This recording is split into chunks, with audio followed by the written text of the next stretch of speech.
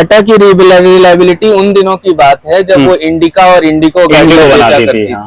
जब से Jaguar land rover को टाटा ने खरीदा है और उनके इंजीनियर्स का इनपुट जब से लेना इन्होंने शुरू किया है, इनके गाड़ियों की क्वालिटी काफी इंप्रूव हो चुकी है। अब तक मैं इसको 8,000 किलोमीटर चला चुका हूँ, मेरे 48,000 रुपए बच चुके हैं। 48,000 रुपए आप सेव कर चुके हैं, जब नहीं होता। मैंने इस गाड़ी को मार्केट में लगातार 1 घंटा एसी पे चलाया है, अब बैटरी परसेंटेज केवल 1.5% कम हुआ है।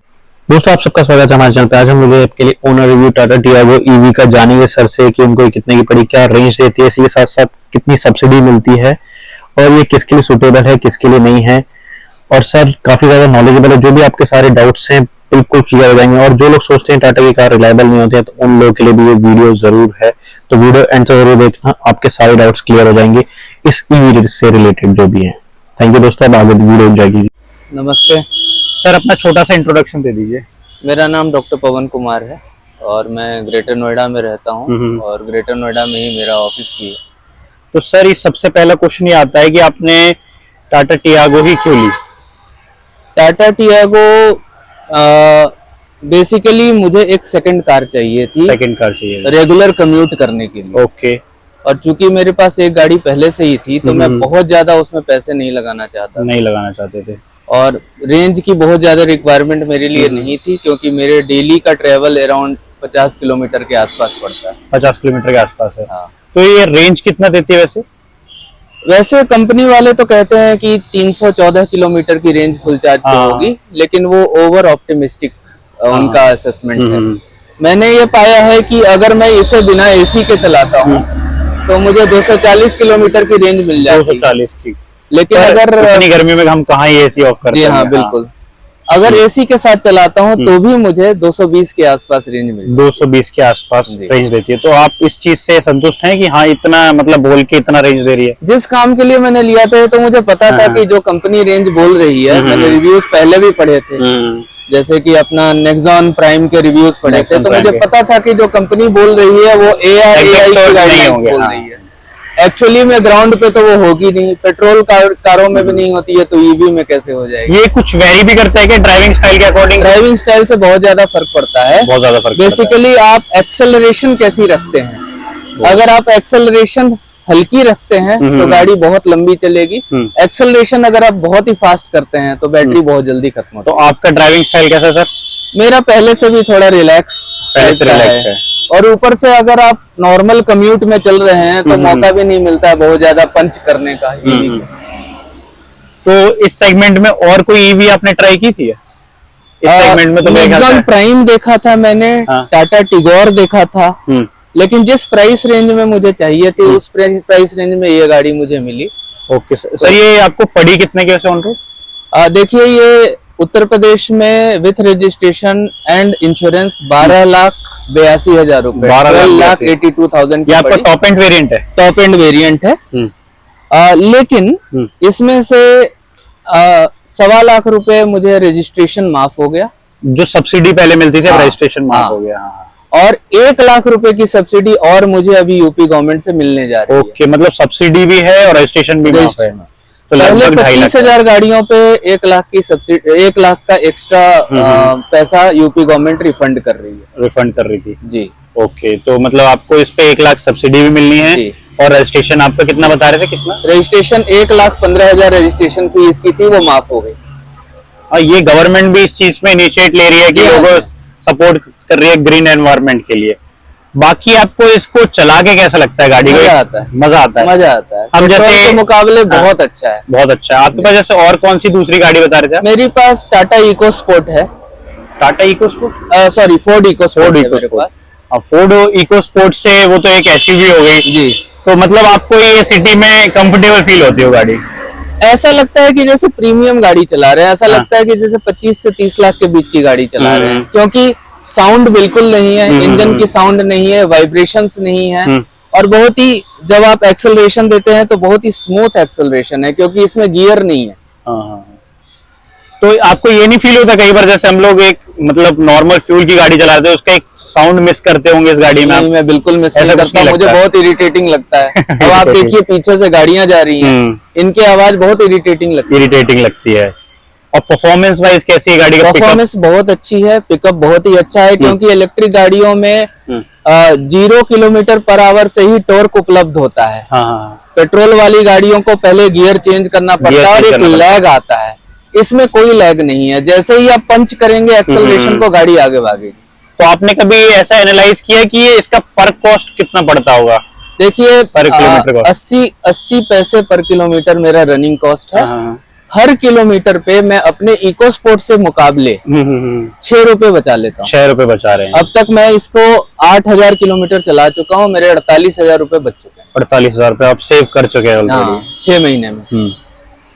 बाकी आपको इस चीज के लिए किसी ने सजेस्ट किया था कि आपने एक नई फील्ड में, जैसे हम नॉर्मल कार को छोड़ के एक ईवी की तरफ जा रहे हैं, तो नहीं, मुझे एक्चुअली किसी ने सजेस्ट नहीं किया था। मैं बहुत दिनों से ईवी लेने का सोच रहा था।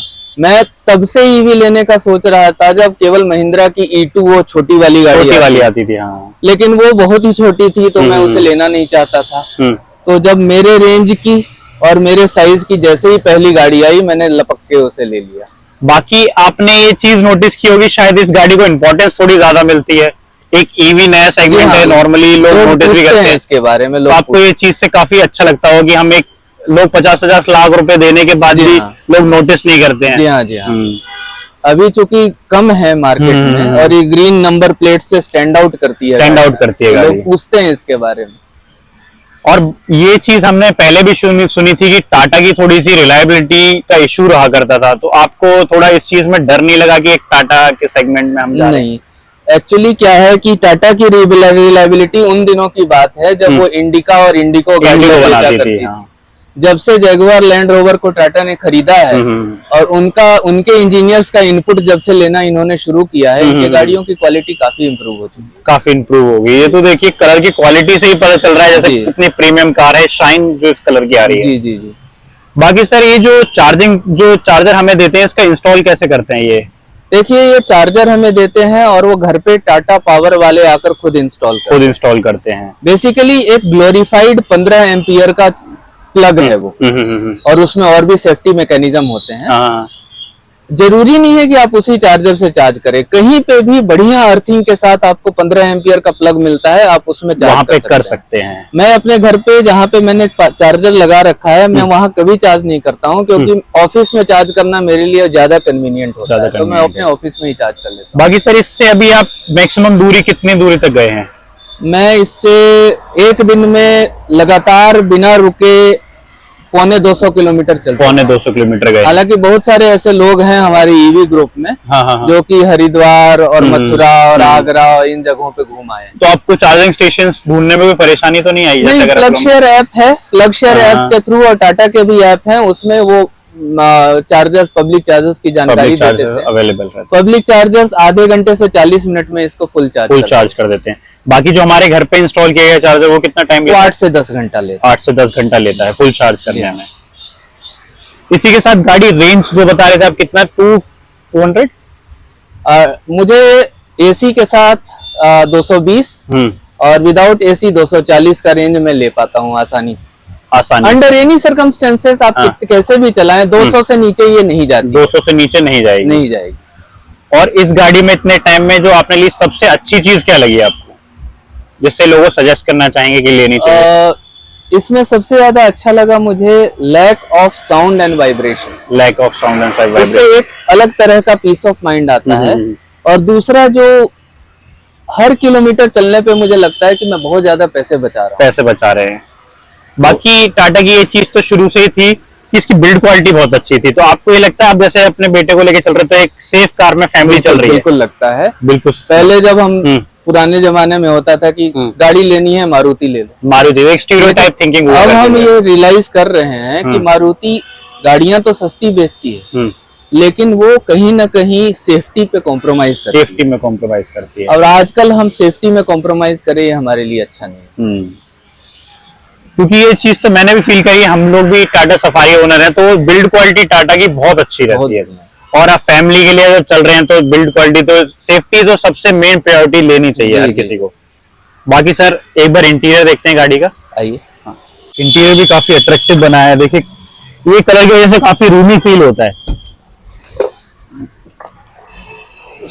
आ जाइए सर, पीछे। एक और अच्छी चीज है इस गाड़ी में कि आप इस गाड़ी को लेकर कहीं भी रोक दें और एसी चलाते रहें, थोड़ा भी गम नहीं होता है। थोड़ा भी गम नहीं होता। मैंने इस गाड़ी को मार्केट में लगातार 1 घंटा एसी पे चलाया है, अब बैटरी परसेंटेज केवल 1.5% कम हुआ है। सिर्फ 1.5%? जी। कितने टाइम चलाया? 1 घंटा लगातार। 1 घंटा जो तो मतलब लोकल के लिए तो काफी अच्छी गाड़ी, बहुत ही शानदार गाड़ी है। अब आप देखिए ये गाड़ी मैंने चलाई, कम स्पीड पे चला रहा हूँ, ऐसा लग रहा है जैसे रोड पे फ्लोट कर रही है। जैसे फ्लोट कर रही है, बिल्कुल ये चीज तो है। और ये भैया देखिए बैठे बैठे गेम भी खेल रहे हैं इसमें। आप बताइए कि आपको ये कार कैसी लगती है? आप अपनी इको स्पोर्ट को अगर साइड कर दे, उन दोनों के बीच में अगर कंपैरिजन किया जाए तो आपको इस कार में क्या चीज अच्छी लगती है? ये गाड़ी बात है कि ये गाड़ी बहुत स्मूथली चलती है। स्मूथली चलती है, हाँ। पॉल्यूशन नहीं करती है, सबसे अच्छी चीज, हाँ। कॉस्ट एफिशिएंट है, ये सब चीज। ये सब चीजें बाकी सिटी ड्राइव के लिए तो बेस्ट है ही, क्योंकि इंसान को टेंशन नहीं होती गियर बार बार चेंज करने में। इंसान को पैर में भी दर्द हो जाता है, इरिटेशन होती है ऊपर से अलग। जी हाँ। बेसिकली क्या है कि जैसे ही हम ब्रेक से पैर हटाते हैं तो 5 किलोमीटर प्रति घंटा के रफ्तार से आगे बढ़ने लगती है। आगे बढ़ने लगती है। उससे ज्यादा स्पीड अगर आपको चाहिए तो आप एक्सेलरेशन दबाएं। अच्छा, इसमें एक रीजन फीचर है, वो बहुत ही अच्छी चीज है। रीजन ऑटोमेटिक चार्ज होने लगती है? नहीं, उसमें क्या है कि जैसे ही आप एक्सेलरेशन से पैर हटाएंगे, आपकी गाड़ी जब डिसेलरेट होगी तो जो गाड़ी की काइनेटिक एनर्जी है, it will be converted back to electrical energy और उससे आपकी बैटरी रिचार्ज होगी। आप 60 पे जा रहे हैं, अचानक आपको ब्रेक मारना पड़ा, तो आपको ब्रेक मारने की जरूरत नहीं है। आप बस एक्सेलरेशन से पैर हटाइए और ऑटोमेटिकली गाड़ी आपकी स्लो होनी शुरू हो जाएगी, और वो स्लो होने के क्रम में आपके बैटरी को वो चार्ज भी करती है। ओके। तो ये एक बहुत अच्छी चीज है रीजन इसके बारे में। मैं तो बहुत बार ऐसा होता है कि यहाँ से लेके अपने ऑफिस तक सिंगल पेडल ड्राइविंग करता हूँ, मुझे मतलब ब्रेक को छूने की आवश्यकता नहीं पड़ती, छूने की जरूरत नहीं पड़ती है। जी। बाकी सर ये टाटा से आपका कैसा एक्सपीरियंस रहा, वो मैं जानना चाहूंगा। एक्सपीरियंस ठीक ही है, मतलब अभी तक आपको इसका कुछ मेंटेनेंस कॉस्ट तो कुछ लगा ही नहीं होगा? नहीं, अभी तक तो कुछ नहीं सर्विस लगा का है। एक्सपीरियंस कुछ ऐसा? सर्विस 2 सर्विस इसकी हो गई है। पहली 2500 किलोमीटर पे हुई थी और दूसरी 7500 किलोमीटर पे हुई है। सर्विस में ज्यादा कंपनी को कुछ करना होता नहीं है, साफ सफाई करते हैं, सॉफ्टवेयर अपडेट करते हैं और गाड़ी थमा देते हैं वापस। तो तब भी इसका सर्विस कॉस्ट कुछ आता है कि फ्री होती है वो? पहली वाली तो बिल्कुल फ्री थी। बिल्कुल फ्री। दूसरी वाले में कोई ऑयल इन्होंने चेंज किया था, उसका 1200 रुपए आया था। 1200 रुपए आया था उसका।